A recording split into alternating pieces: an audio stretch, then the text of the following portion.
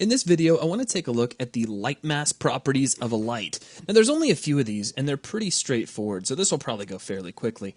We're going to open up the light, expand light, light component, expand Lightmass, and Lightmass settings, and there are 4 properties, the first of which is indirect lighting saturation. Now, in the previous video, I set up a nice little light volume.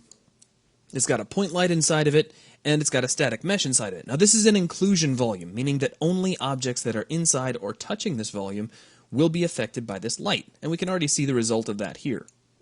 Now, what I'm going to do is I'm going to change the color of our light. So let's go into light component. Let's expand the light color. Actually, let's not expand it. Let's just grab our little magnifying glass, and we're going to set this to an intense red, like so.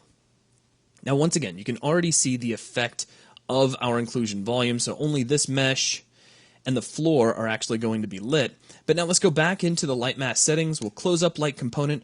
We're going to take the indirect lighting saturation and set this down to 0, meaning we are completely desaturated. And when you desaturate something, you remove all of the color info. Let's do a quick build, and we'll take a look at what we got. Essentially, what I'm expecting to have happen is for our indirect lighting, meaning our bounce light, to essentially be black and white, so it won't be sending out any of that red information anymore. And if we close out Swarm and close our little warning, check it out.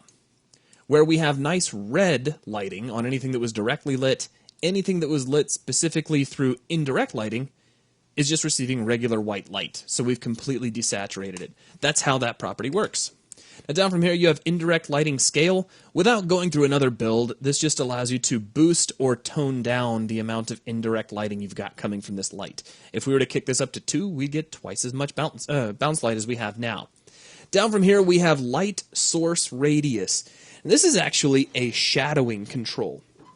Have you ever shown a light, let's say if you have a really big flashlight with a really huge lens, or maybe even a spotlight, and you shine that on the wall and stick your hand in front of it, you ever notice that your hand, your shadow, actually gets a little bit fuzzy on the wall?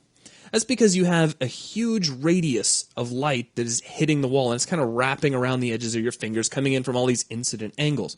However, if you have a tiny little light source, like an LED, you'll end up with really, really sharp shadows. And that's what you're simulating here.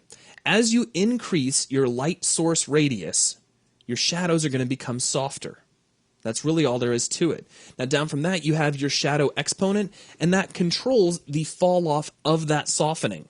So if you picture a soft shadow for a perfect circle, okay, meaning you would have kind of a fuzzy looking circular shadow on the wall.